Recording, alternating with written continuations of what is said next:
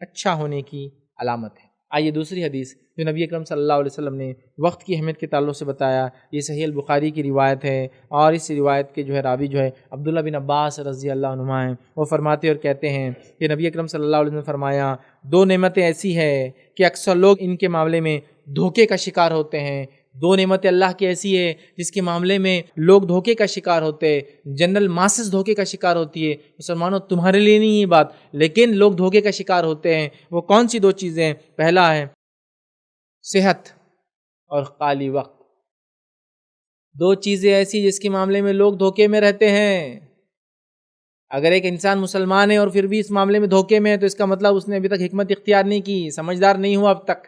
کہا دو چیزیں ایسی ہیں جس معاملے میں لوگ دھوکے کا شکار ہوتے ہیں، دھوکہ مل جاتا ہے ان کو۔ پہلا صحت اور دوسرا الصحت والفراغ۔ پہلا صحت اور دوسرا خالی وقت، فراغ، فارغ وقت۔ یہ دو چیزوں کے معاملے میں لوگ دھوکے میں ہوتے۔ کیسا؟ صحت ہے، رب کو راضی کر لو، دینی کام کر لو، اللہ کی راہ میں کوششیں کر لو۔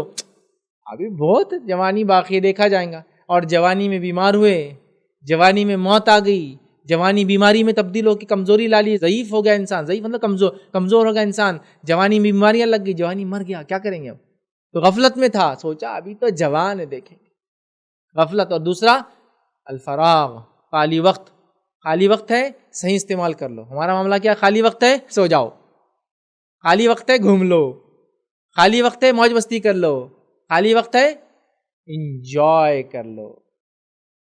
انجوائے بہت چلتا آج کل ہمارے پاس، انجوائے کر رہے نوجوان ہمارے، انجوائے، سڑک پہ کھیل رہے، کود رہے، بندروں کے ساتھ چلا رہے، انجوائے کر رہے ہیں۔ یہ اگر انجوائمنٹ ہے تو ہمارے بیچارے جانور ایسے ہی انجوائے کر رہے ہیں۔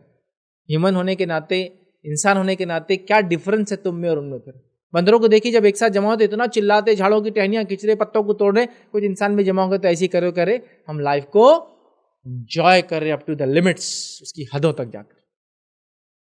ٹھیک ہے، میں تو کہوں گا بےخوفیاں کر رہے آپ اپنی لمٹس تک جا کر، خالی وقت کو برباد کر رہے ہیں۔ اور پھر جب مصروفیت آ گئی تو کرے اللہ مجھے تو خالی وقت دے، دیکھ میں تیری کیسی عبادت کروں گا۔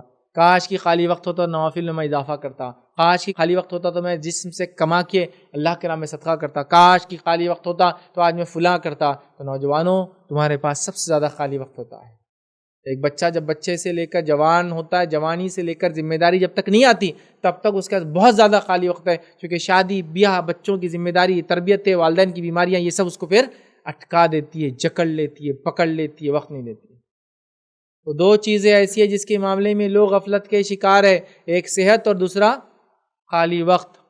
تو مسلمانوں اپنے خالی وقت کو غنیمت جانو اور جلدی جلدی یوٹیلائز کر لو۔ چھٹی آ رہی ہے، ویکینڈ آ رہا ہے، کیا ہے پوری پلاننگ کر کے استعمال کرو۔ چھٹیاں آ رہی ہے، لانگ ویکیشنز آ رہے ہیں، کیا کرنا ہے پلاننگ پہلے کر لو تاکہ اس خالی وقت کا صحیح استعمال کر لو۔ جوانی ہے، اس میں ذمہ داریاں کم ہیں، خالی وقت استعمال کر لو، لیکن یہ والدین کی ذمہ داری ہے کہ اپنے بچوں کو جوان ہونے سے پہلے یہ سکھائے تم بیٹا اب جوان ہونے والے ہو، یہ پرائم ایج ہے تمہاری زندگی کی، صحیح استعمال کرنا سکھایا نہیں جا رہا ہے۔